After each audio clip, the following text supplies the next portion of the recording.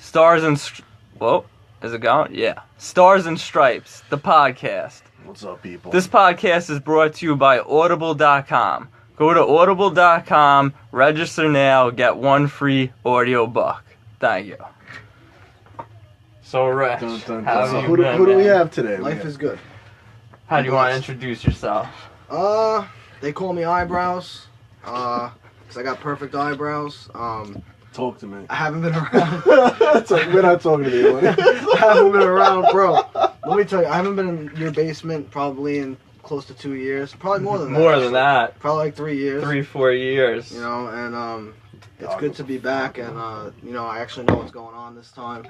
Yes. You know what I mean? But a lot of people would say that you've changed a lot in the past 3 years, I feel like. A lot of people would say that I have a better than attitude now. I don't think that's the case, but that's right. To each their own. Well, I mean, you have a lot to be proud about. I would say that you hit rock bottom, and now you're very highly successful. I'm getting there. I'm trying, you know, little by little. You know, I just do the little things. I show up every day. I try my best.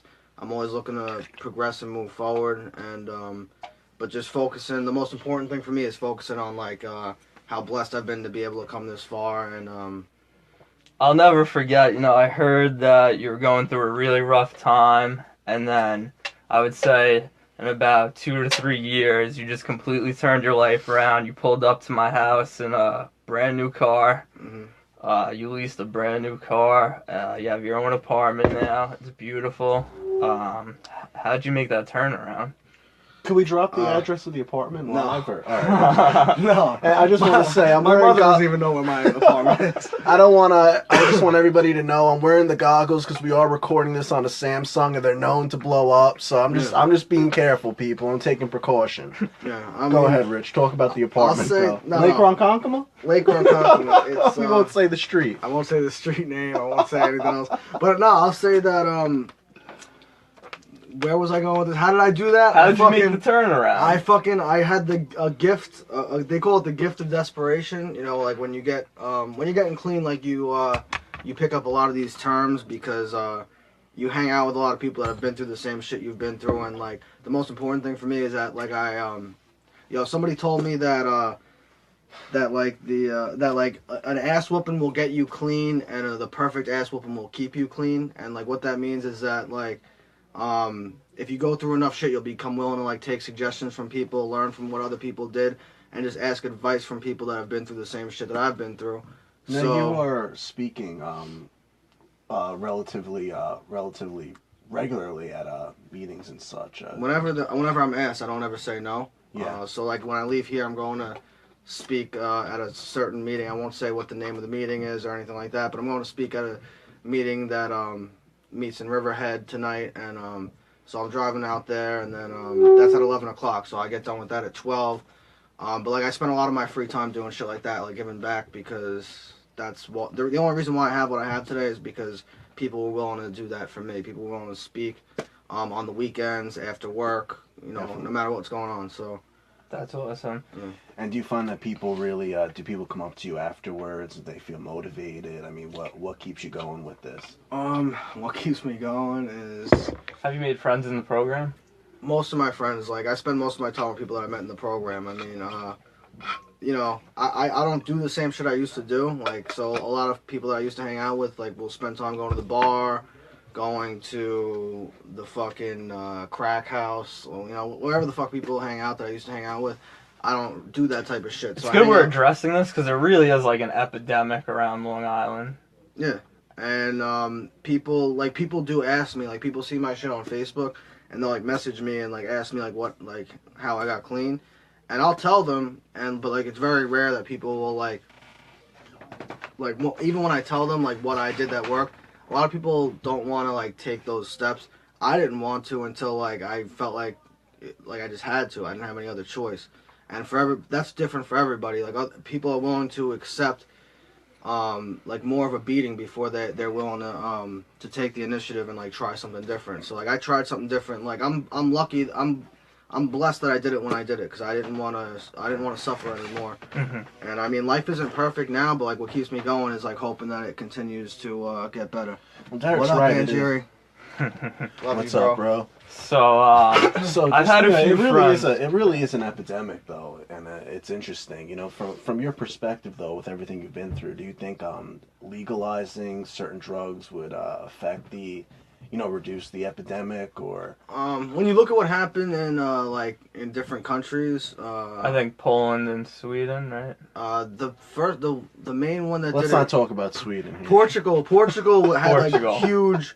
Portugal had a huge turnaround when they decriminalized drugs. Decriminalized all drugs, correct? And I mean, It has been proven legalizing cannabis drops drug rates.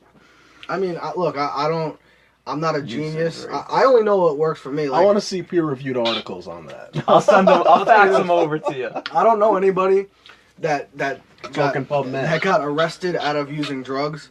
Like, you know what I mean? Like nobody got locked up enough times where they're like, I'm just not gonna do drugs anymore. Like, of course it's like, you know, you get locked up and you get tired of going into prison. Like, but like most people, that's not what's gonna keep them clean. Like, people are gonna like. That's what I was gonna You bring can't up. steal people's misery from them. I know I have a few friends that have started programs and it didn't work for them, but you have you're very successful at it and you're giving back. Whoa. What is the main reason you think that the people that need it, they don't stay at it?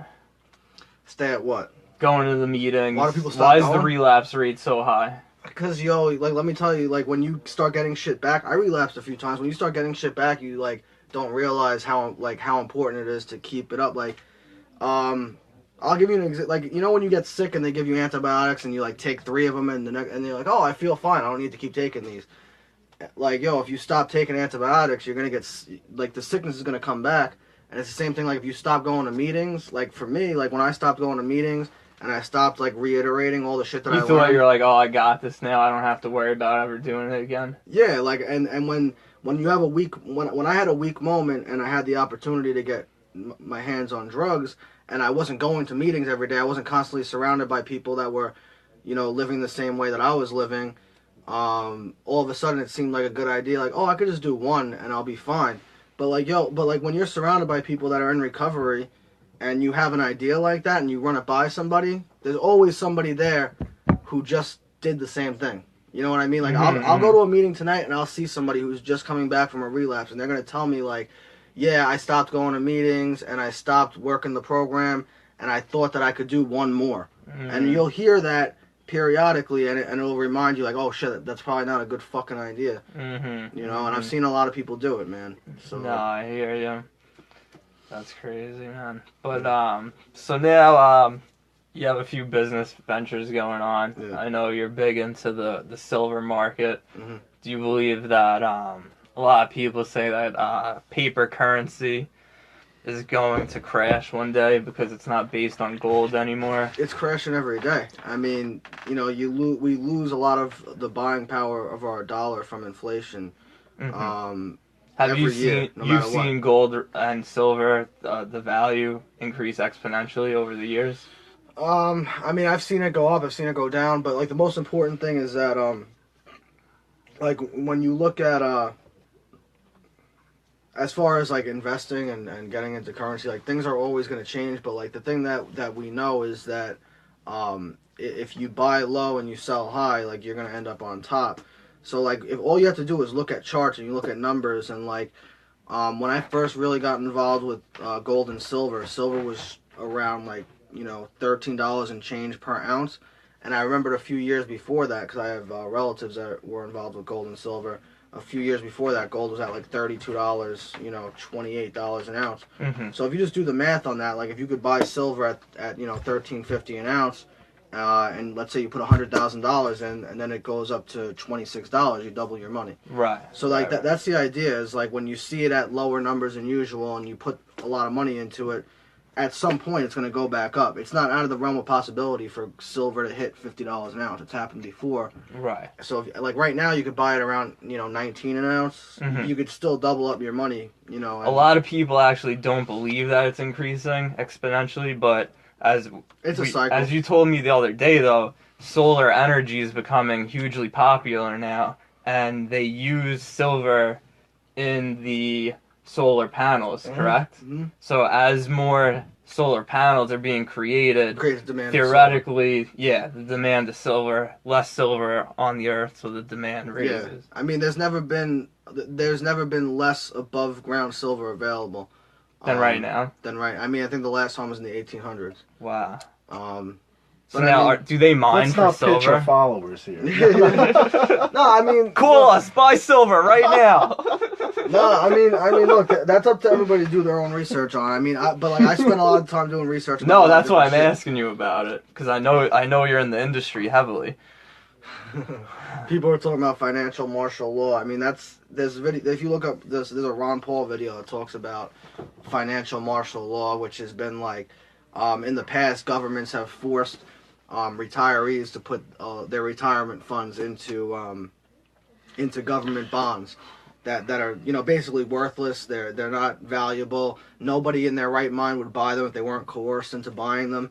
And they're actually talking about a situation where Buying bonds, you have to spend at least $100,000 Yeah. to get even a small. we've return. got $7 trillion in or 70 trillion. We've got a ridiculous amount of money in the United States in retirement accounts. Right. And they were saying that it's possible that the government could force people to put a third of their retirement accounts into government bonds. Mhm. So, Interesting. I mean, it's just It's just scary that the money really isn't based on anything anymore. it's Like not. back in the day, I'm pretty sure every single dollar was backed up by a gold reserve, but Yeah. then something happened where that all got changed. What happened is Nixon. Nixon, Fucking Richard Nixon. To quote Chris Kyle. Yeah. I mean, You vape, bro? I started vaping, bro, because I No, got that's sick. good. I know you used to smoke a lot of cigarettes, so I'd rather have you vaping than smoking one of those carcinogens. Yeah, I started vaping because I wanted to hang out with my cat more, and I can't smoke in my apartment, so You haven't smoked cigarettes in a long time. it's been a little over a week. Oh, okay. So You got a cat, man? Yeah, I rescued a kitten. Right. One of the secretaries at my office, her cousin found a kitten in a box behind the bank. I went and took her to the vet, got her looked at, brought her home. She was like a little tiny kitten when I brought her home. Now she's growing up. I had to get her fixed last week. So A lot of people say that instead of having to go to a therapist, you could just buy an animal because you develop a relationship, she's and awesome. that relationship, helps you out. No, definitely your I agree life. with that. Yeah. I don't necessarily agree with that. I think if you're thinking about fucking, if you're a psycho, go to a therapist. I mean, if you just want a cat because you want to hang out with a cat, that's cool. Bro, if you need therapy, You've never go see a heard of fucking that? therapist. You've never heard of that theory? I go to I've the, I heard go to of local pet therapy. I go to the local alleys. I'll get a pet cat. I'll bring it home for the day. Did you say We're pet talking about cow? alleys. cat? We're talking about alleys today, bro. We're talking alleys, but talking also about let's alleys. talk. Well, we're basically talking about. before we Go let's go into float tanks, man. Have you gone in a while? I need to. We go. know you're a I member. got I need into to a go. float tank about 6 months ago. Hold on, I let me walk just- in, I walk in. The owner Let me goes, describe "Oh, what a float tank is. Oh, I'm Some sorry. people might not know what a float tank for the is. people that are listening. For the people on, that don't know, on the there's radio. float tanks are in where'd you go? There's one in Deer Park. There's one in There's Deer a lot of Park. local listeners. They're opening In Deer uh, Park. It's another basically location a in Texas. chamber. It's like 8 foot by like 5 foot, and it's just filled with heavy salt water. And Epsom salt. it's Epsom salt. 10,000 pounds of Epsom salt. You float in this big tank of salt water. It's sensory deprivation. You can't hear anything, you can't see anything, and you can't feel anything because your body becomes one with the water, and you reach meditate. It's basically like hot yoga. You reach that I state. wouldn't go that far. by just Yo, I laying go in in the there. water. I meditate. Have you done hot I think yoga? about the universe. Not yet. I'm Okay. gonna do that. My sponsor's into hot yoga, but I go into the float tank. The My owner buddy of the did hot place- yoga. He fell out the window, 6th floor. too hard for him. I would have jumped out. Listen, You have an isolation tank, sir? you went What? to the isolation place. Well, no, I went Deer to the Park? isolation spot for The float place? the float place for the first time, and I walk in and Big shout out I to didn't know Hardy what over I didn't there. know what to expect. And they're I remember they said, "Do you know anybody you can get money off?" I was like, "I knew you went there." I was like, "I know Rich Bruck." And the guy goes, "I know Rich. Tell him to get over." You knew first Yeah. name basis. Yeah, Hardy. Like, He's yeah. the owner of the place. Yeah, nice guy. But I got in it, did it once. You know, it's a great experience. Just like kind of really just like break away from reality. You know, give your Yeah. brain kind of a When I break first from- started going, Mental break. it was like church for me. I started going once a week. I never missed a week. And You were yo, singing gospel in there. I wasn't singing gospel, but I was like, That's what Harvey said. bro.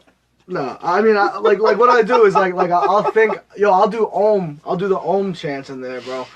You know what that is? No, I know. It's like supposedly the sound of the Big Bang, the sound of the Big Bang. When the universe was created. It's like if you go to like a meditation with like fucking I forget what I guess like people from India. But Right. They go Om, like if you make that fucking sound in the tech, it'll it's rally something you up. about like repeating it, right? Where your body kind of Oh, you could chant. your Nam vocal yo Right. cords with that renge deep ho, feeling. nam People on yo ayahuasca. Type of renge ho. meditation. People on ayahuasca chant that and reach crazy states. So would you say you reached a different state of consciousness within the Absolutely, tank? bro. Yo, my brain was giving off theta brain When was the last time you went? theta to tank? brain waves and shit.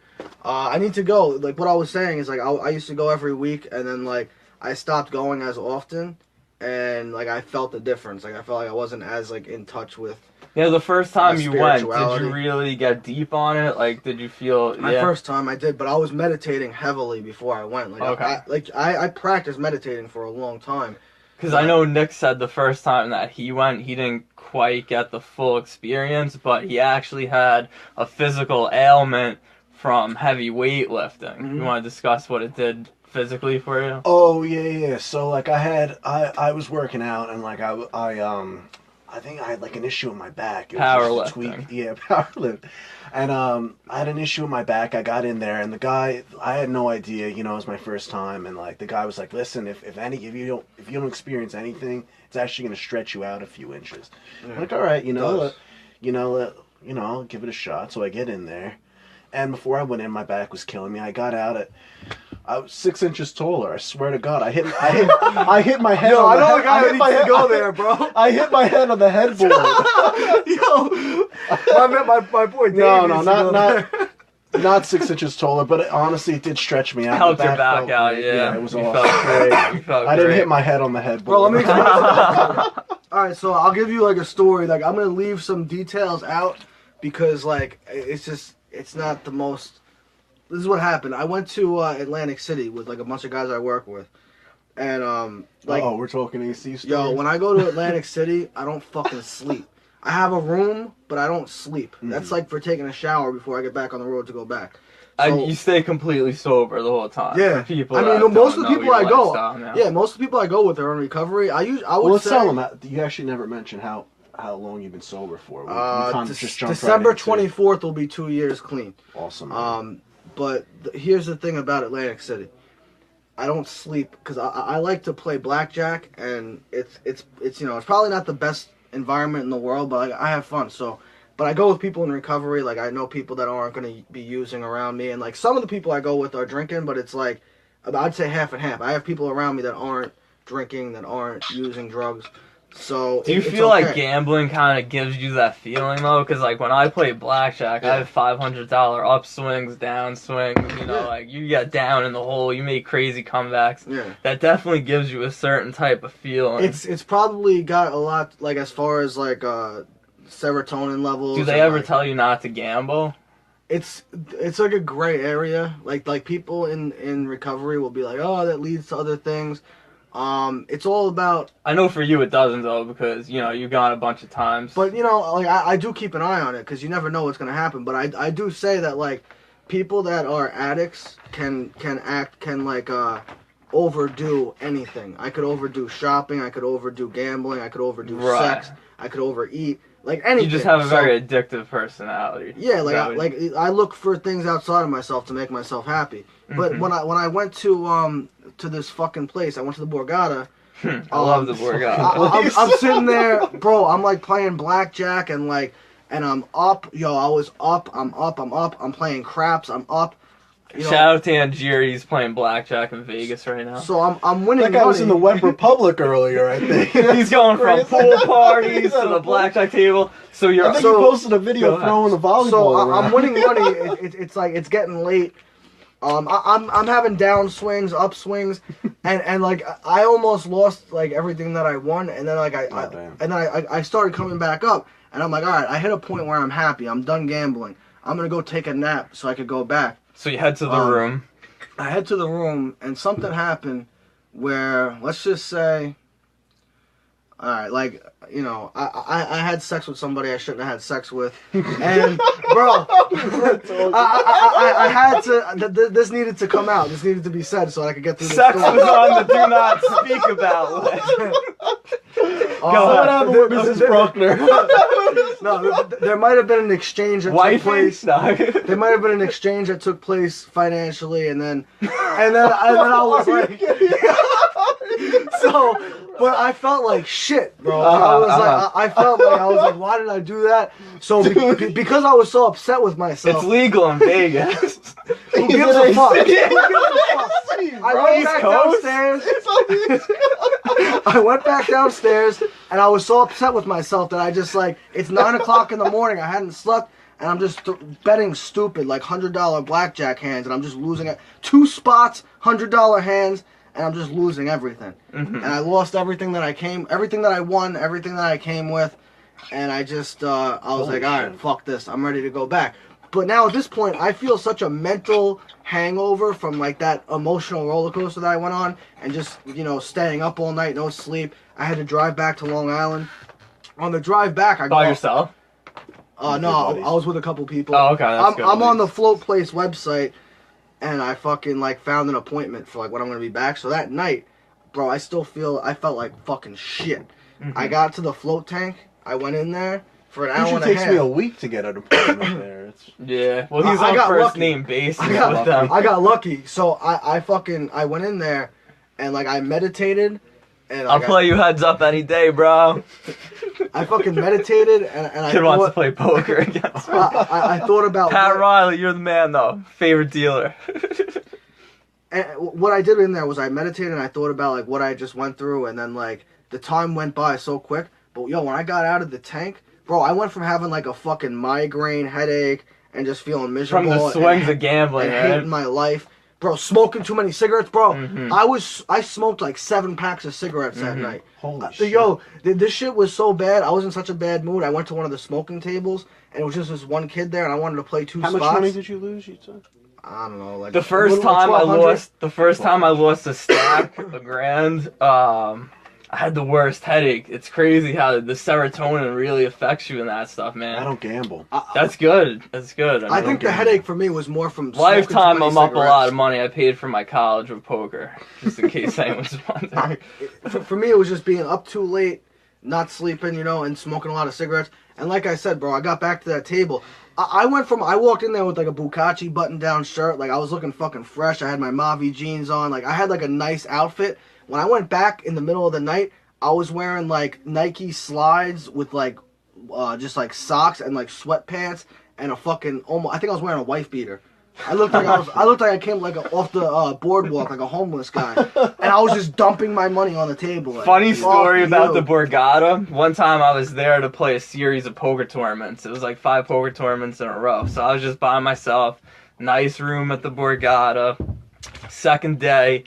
I had like a losing session, so I'm like, you know, you gotta start the day nice, like you gotta feel good about yourself. So I got room service, steak and eggs, delicious, eat them. I go to push the cart out of the room. I'm in just my boxers. I go to push the cart out of the room, the door fucking closes behind me. Oh, I had to, in my boxers, I had to walk to the front desk and that be like, happened oh, I one time to me got in locked out of college. my That happened to me room. in college. I guess she could, I wasn't really embarrassed. I was like, fuck it, you know, like it happens. Like I felt like I was In your pulling out at the boxers? time. Yeah, I was living the dream though, you know, playing poker professionally and just, she said, don't feel embarrassed. It happens all the time. Like, I you bet know. it does. Jesus Christ. That happened to me in college. I locked myself out. I was in my boxers, but my buddy Stevie Danks lived next door, so, you know. Speaking of college, I have to ended tell up a going- crazy story. We just had a couple drinks until, you know, smoked a little bit of pot until my roommate came back and I walked back. Cannabis, upstairs, but, cannabis. Yeah, a little bit of cannabis. Medical.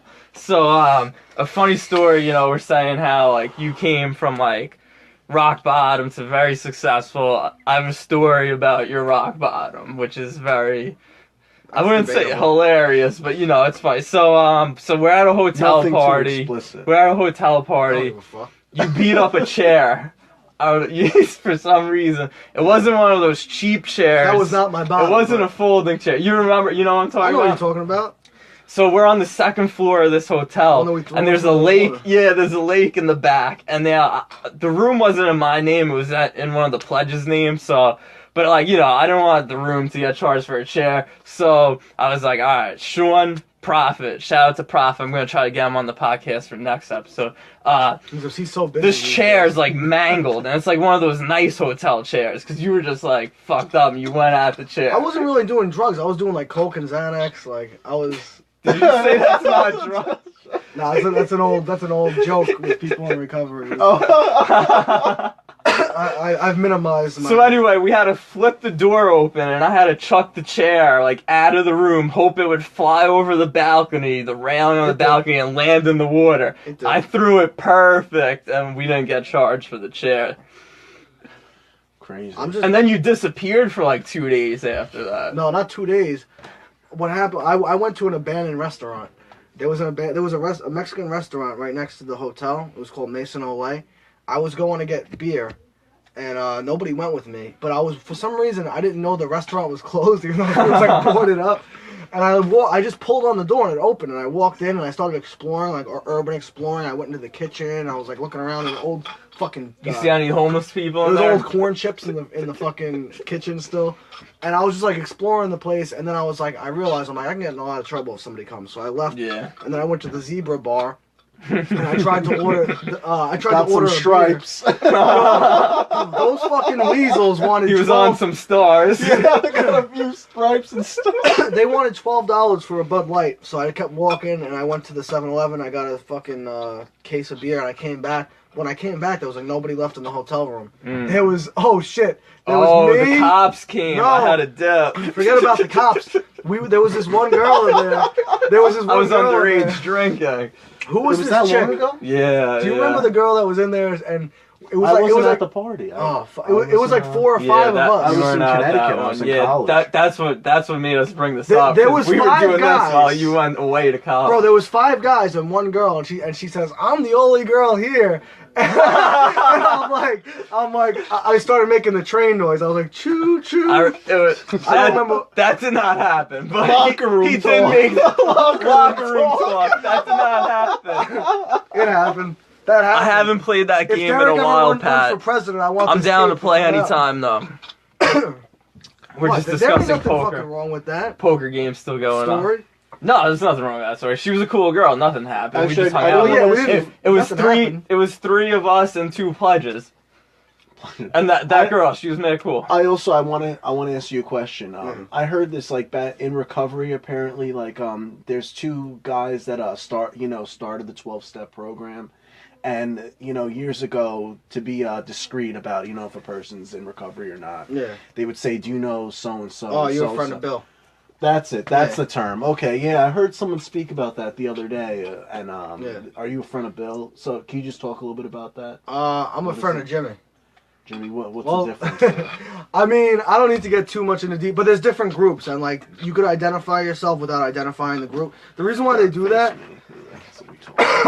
the reason why they do that is because they don't want somebody to go on like a show like this. Like, all right, so for instance, for instance, I go on a show. You heard like it this. first. This is the American dream we are presenting to you. Let's just say, for argument's sake, I'm a part of this group, and I come on this show and I say, Can I put my dryer? I say I'm a part of this group, and then I go out and I relapse. Then all of a sudden, everybody who watched that broadcast thinks it's okay. they think there's something wrong with that particular group. Oh, so you don't want to mention, like, I don't want to, like, that guy Pax Prentice, the guy that runs Malibu, that said Malibu, oh, I was an addict and now I'm not. Yeah. That guy relapsed and overdosed on drugs. Really? So now he's the face of that rehab, and he's out using drugs. So it is when people see divided into. What up, Sully? It is divided into subdivisions like that. Like There's different 12-step groups. There's different 12-step groups. So there's Are they all based on Alcoholics religion? Anonymous. None of them are based on religion. Really? There's Alcoholics Anonymous. There's Narcotics Anonymous. There's Heroin Anonymous. Okay. There's Crystal Meth Anonymous. There's Sex Addicts Anonymous. There's all kinds of anonymous groups. But they're anonymous for that reason. Have you ever been to Anonymous? Have you ever been to a sex addict anonymous meeting? I thought about checking it out. Just because I wanted to see what it was like. I mean, it's all based on the same steps. Right. The misconception people have is because they use the word God, that it's a religious program. But a religious program would force you to pick a God. You know, so like, if I was a part of a religious program, it would be like, you have to worship Jesus. You have to pick Jesus as your Lord and Savior. I know, definitely. With these, it's like, you could pick any higher power that you want to pick. You could pick, you could pick the universe. You could pick whatever you want. Anything that's a power greater than you. So if you pick people will say group of drug addicts. Okay. As will spell out God, because a group of drug addicts could help me stay clean when I couldn't stay clean by myself. So that's a power greater than me. That's an interesting.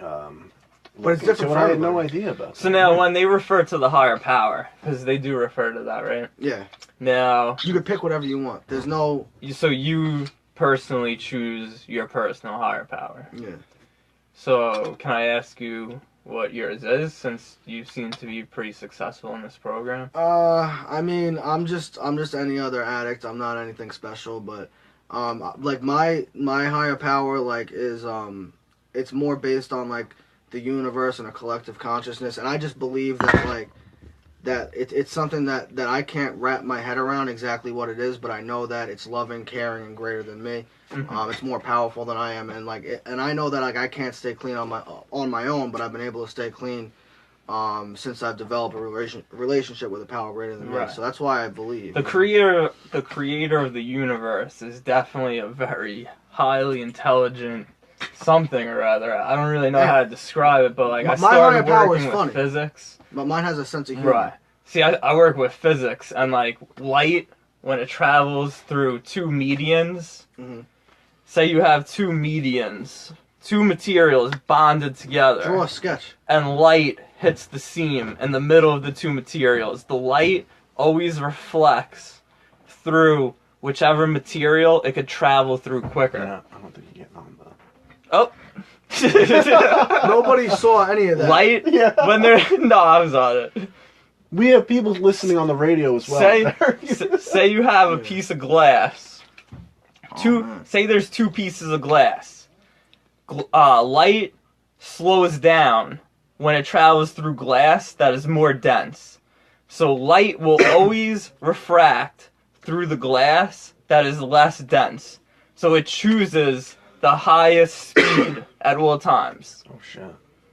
Now you could apply, like, we got light from the sun, we got light from fluorescent light bulbs.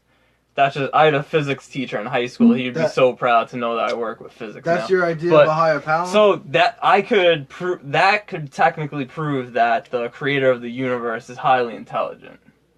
I guess you could say that. I mean, like, I look at it like I just can't believe, I don't believe in coincidences. Like, I've had so many fucking, like, coincidences in my life, and people will tell me, like, somebody told me coincidence is just a long way to say God. You know, like I heard that and I was like, that makes sense, because, like, the shit that'll happen, it'll be like, my sponsor is somebody who, like, helps me, like, with shit that I haven't been through before that I need to experience with somebody. So I'll call my sponsor freaking out about something, and he'll be like, all right, you need to practice patience. and then I'll go home and I'll be reading something in a book, and it'll talk about the importance of patience, and I'll be like, what the fuck? Like those coincidences will add up. Then I go to the float place, and this book was like sitting on the fucking bookshelf there, The Power of Patience, and it just stuck out to me.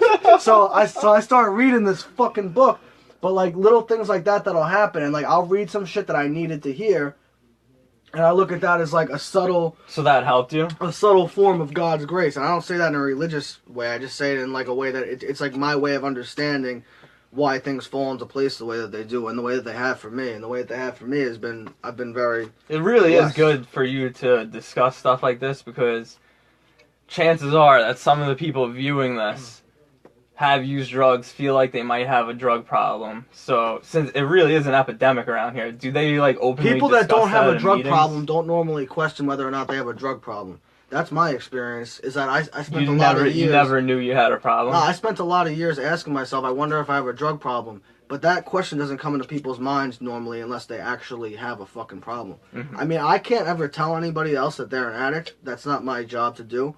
But like, if somebody tells me they're an addict and they need help, I'm always willing to help. Mm-hmm.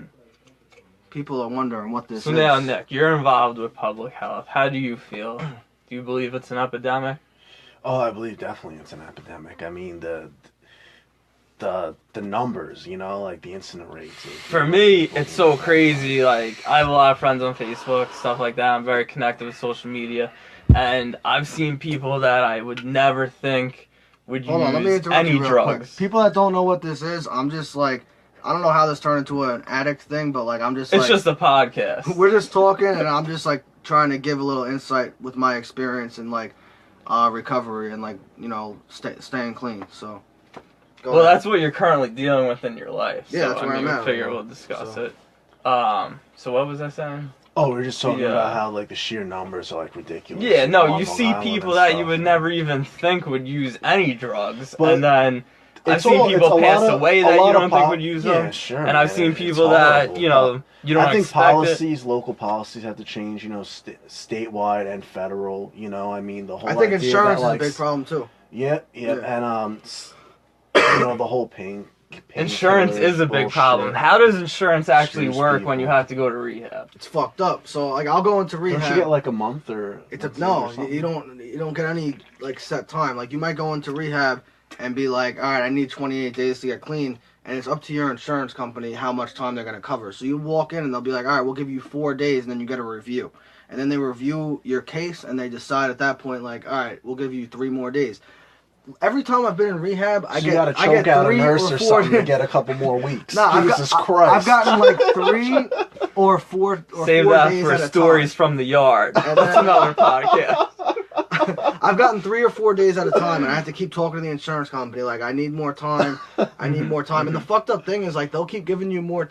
Like, actually, now that I think about it, I would be saying like, I'm fine. I want to go home. So this way I can get cut off, and they'll send me home. And they keep giving me more time, and then when I'm finally like, I'm realizing like the changes that I need to make, and I'm like, all right, I'm actually willing to stay here the full 28 days, and then I'm like begging for more time. They're like, all right, it's time to go home now. How much time have you actually spent in a rehab facility? Altogether? I did, the first time I was like 18 days, and they gave me 15 days, and they gave me like 23 days the last time. And I mean, that was a couple years ago, but the same problems are still happening now. Like, I still hear people struggling with the same shit. Oh, they'll only give me 4 days. They'll only give me however many days. And the fucked up thing is, like, people that have they have Obamacare insurance a lot of times, if they get mandated from their probation, they could get the full time. The government insurance will cover it if you're mandated by probation. But like, people that like work their asses off and they have fucking, or they have like private insurance that's paid for by their job, those are in a lot of cases the ones that are harder to get the full time. See, my whole thing is, like, when you're in high school, you know, you start to believe that. I got a lot of shout outs on you. Start to believe that, like, cannabis is My- it's like this. My old roommate's on here. It's this thing where like, oh, if you smoke, like it's not like crazy, but like, you know, it has a stigma behind Weed it is a in drug, high bro. school. Yeah, no, that's what I'm saying. But if they decriminalize it, like I just got back from Colorado where it's completely legal, and you know, but here it just has this stigma to it. Now, if that stigma is erased in high school and weed is the first drug you're introduced to, but it's just legal completely federally across the whole country, it has no stigma to it. It'd be a completely different situation when you're introduced to other drugs. You feel how do you That's feel a about controversial. My real thought, like, I don't have any opinion on that. My only real thought is that, like, I think people are gonna do what they're gonna do no matter what. I don't know. I'm sure better education and more realistic education can't be a bad thing. Mm-hmm. But I think that no matter what happens, people are gonna do what they're gonna do, and you're not gonna. The law isn't gonna stop drug addicts from being drug addicts. You're not gonna ever eliminate drugs from making their way into the country. So the best thing that you could do is reduce harm by taking the drugs out of the hands of the cartel and out of the hands of criminals. I mean, the big problem that you have with people overdosing right now is that you have drug dealers that don't know what the fuck they're doing. They want to lace the drugs with fentanyl or something stronger so that they could get more bang for their buck, essentially, but they don't cut it the right way. And then That's why the overdose rate is so high right people now. are I've ODing heard. like a motherfucker. Yeah, I've heard that. And it's all with cut shit. You know, you get a hot shot and that's it. I just want to cut in. My opinion is I think marijuana is a natural painkiller. I think when they introduce It could all be these grown. pills, I think when they're people are using all these these pills, these painkillers are introduced recently into our communities. That's what's making them do the heavier stuff. I think they should just get rid of it, legalize marijuana. I feel like the rates will drop significantly. Well, the problem is that they're Do people really misprescribing shit. need these strong painkillers? That's the thing. Though? Like, I mean, even the most advanced cancer patients or people that are really, really suffering. You could even take the non-psychoactive hemp CBD. Has no THC in it. It's still marijuana technically, but it's not psychoactive. You don't get high off of it, and that is proven to stop seizures for people that have epileptic seizures. Epileptic seizures. Yep, I heard that. It helps many things, and you don't feel anything off of it. It's just a natural ingredient, like taking a vitamin. But the government profits off of keeping people in jail for marijuana usage and selling cannabis. Yeah. 20% of all jail populations is cannabis related. So, I mean, it's definitely, they're profiting off of keeping it illegal. But a lot of states, I think half the country, half the country has it legally by state right now. So hopefully it could go legal federally. It's not going to go I'll find something to read. if Hillary wins, it's during her candidacy, it's not going to be legalized at all. Well, she promised She's that the big highly banks- against it because she is directly influenced with the banks, and the banks are connected with the jails. When you get to the really big money in this country, Gary Johnson it's all connected. is gonna make marijuana legal.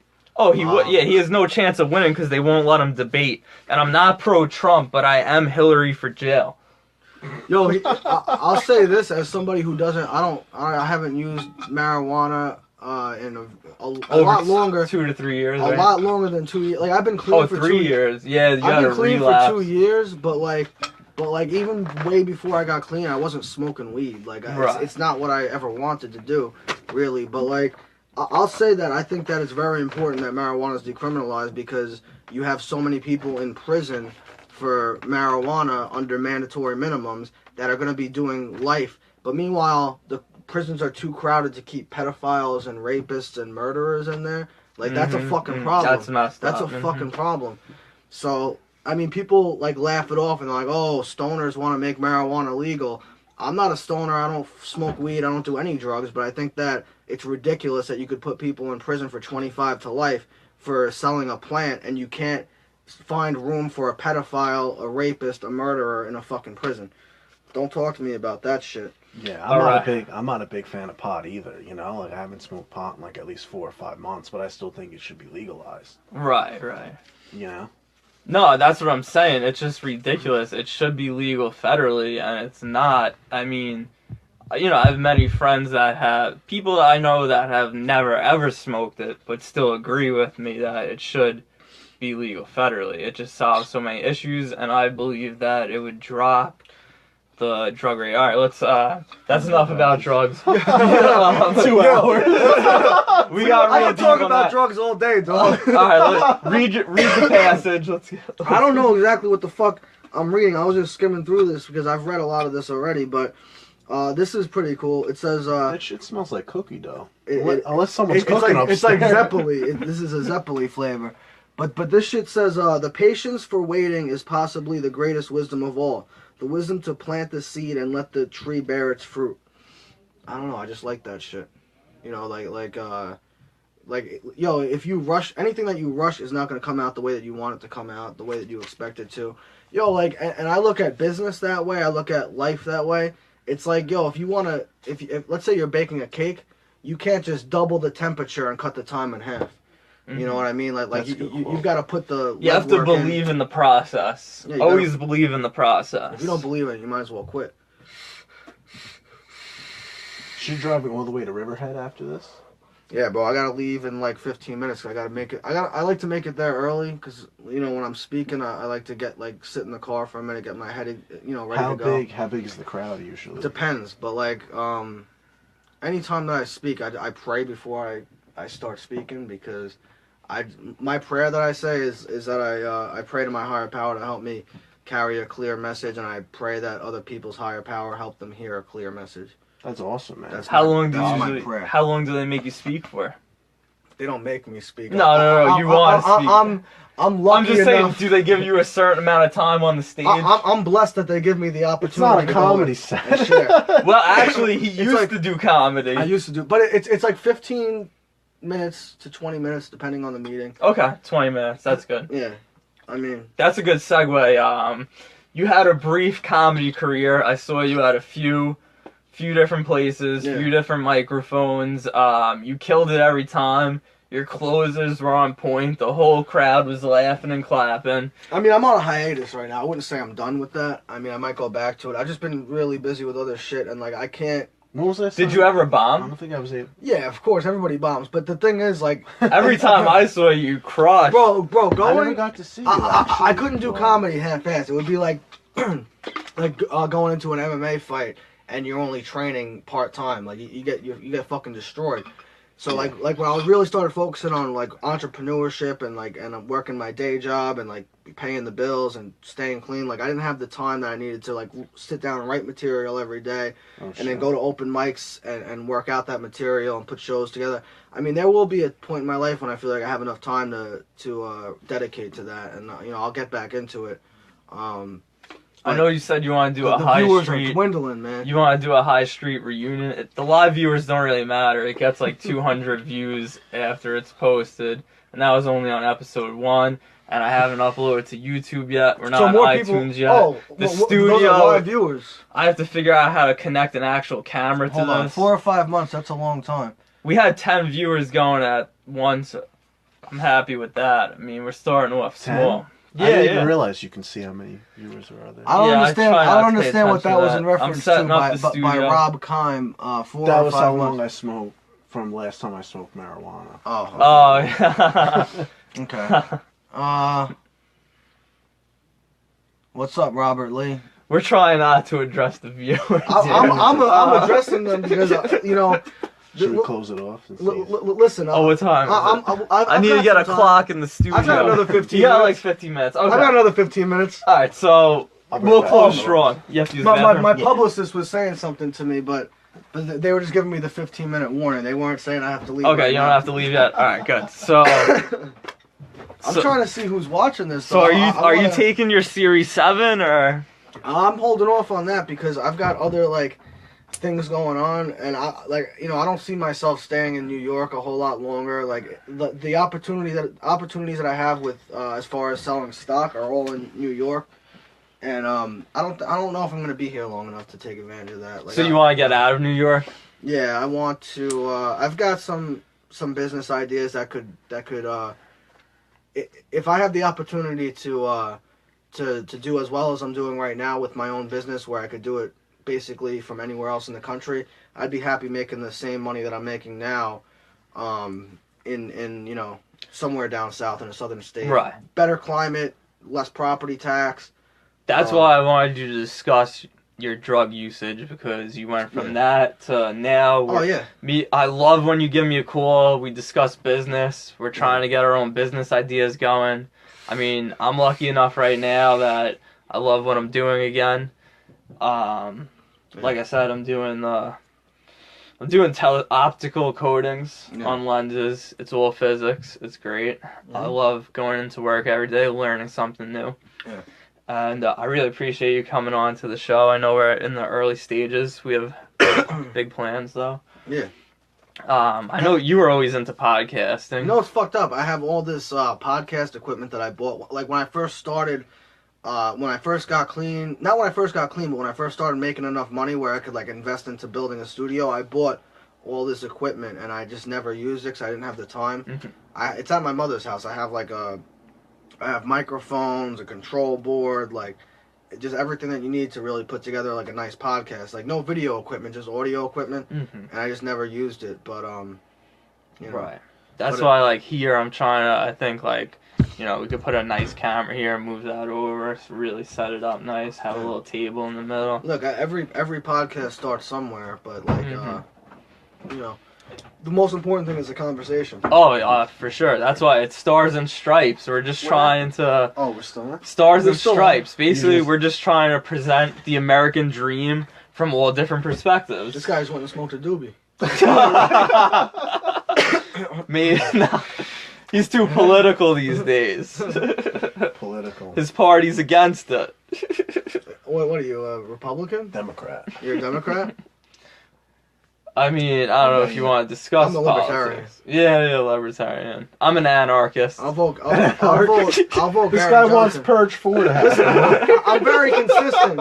I voted Gary Johnson in 2012. I'll vote Gary Johnson again this year. Because the other candidates... Listen, the problem is that 90% of the voting population thinks that our two options are Hillary and Trump, and that's not the case. The two-party system, when it gets down to two candidates, that one's a reality TV star, the other one has so much corruption, it's ridiculous. That's how you know it's time to abandon the two-party system. I just want to plug something real quick. All this bullshit when you're only allowed two parties at the national debate, it's just not fair. We need to abandon this whole system, start something new. I believe in communism. No, I'm joking. What? I just didn't want any dead air. Our podcast is called Stars and Stripes. I am not a communist. I want to plug my Snapchat. Oh, that's a good idea. Oh, it's recorded on my phone. I can't RJB3 2014. Add me on Snapchat. Follow me on Snapchat, Degenerate Crew. The crew has a 3 as the E. Follow me on Twitter. It's Degenerate with 2 E's at the end. If you can't figure that out, I don't want you following me anyway. I also have Instagram. My Instagram is it's RJB Grateful. Mine is Derek J _24. I also want to bring up gratitude, the attitude of gratitude. That, and use a lot of time the hashtag blessed. I like that. I always use blessed. Oh, you were gonna get that tattoo. Did you ever get it? You still use that obviously hashtag. not. Oh, I'm gonna get it social somewhere. media. Yo, because I'm blessed. I have to remember. That's one of the things that my sponsor used to tell me every day. Like, remember how blessed we are. Because I would fucking. You're not really in the picture. Or I would freak out. Is your sponsor is his higher power also God? I mean, I've discussed. I don't remember what. I've had a conversation with him about. Are you seeing him tonight? What his higher power is. He's not in the state right now. He's in Salem, Massachusetts, hanging out with witches. He's a Satanist. Oh, me and Nick did that a few years back. That's fun. Oh, I heard some Salem, stories that was a about good that. There was other parties involved, I believe. There was other parties that became victims of circumstances up there in Salem. Speaking of Corey Giles.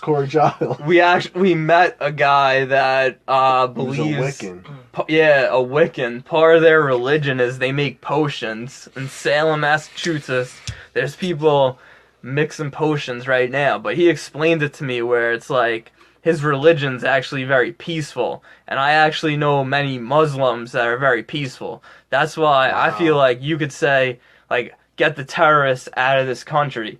That doesn't mean you're against Islam. That means there's different types of Islam. I'm not going to get into that on here. But, like, all Islam is not bigoted. terrorists. This statement is very big. You could say, get the terrorists out of the country. That's not disrespecting Islam. Because I'm close with people that are from Islam, study that religion. I know Catholics that transferred from... I'm a Catholic, but I know Catholics that transferred from that to Islam, stuff like that. So, all right. buddy Lenny. If You gotta anybody get him on watching the, is a friend of Jim, go out to Riverhead tonight. I'm gonna be in Riverhead. Not that it's funny. You know what I mean? I don't know who's still watching. We got like 3 live viewers. it doesn't matter the live I'm viewers. addressing people, man. It gets 200 views. Oh, no, I appreciate Yeah. If you guys want to ask us questions, hopefully we could see and then we'll answer. Yeah, anybody But got no, any it's been a great podcast so Hold on far. a second, It's man. all about the I gotta make replays. sure my beard is crisp. And we're As long as I get more replays than episode one, last which thing is everybody's 200. asking, where do you get the eyebrows done, dog? Yeah, you did say they call you eyebrows. No, let me make sure this shit's on point. Yo, where do you get This shit shit's done, on dog? What's up with that? It don't matter, bro. That's a secret. You want to find out? You got Rich, you rich got the eyebrows. I'll tell you Bruckner. later. You got the I'll wax. tell you off camera. You got the wax at home. What's going on? Rich eyebrows, Bruckner. It was a pleasure having you. Add me look on forward Snapchat. RJB3 2014. I gotta go out to Riverhead. Thanks, bro. I got Thanks. things to It was do. a pleasure This has having been you. great. It's been a pleasure to be here. Thank you for having me. I'll see you guys Location, next MJ week. Ryan.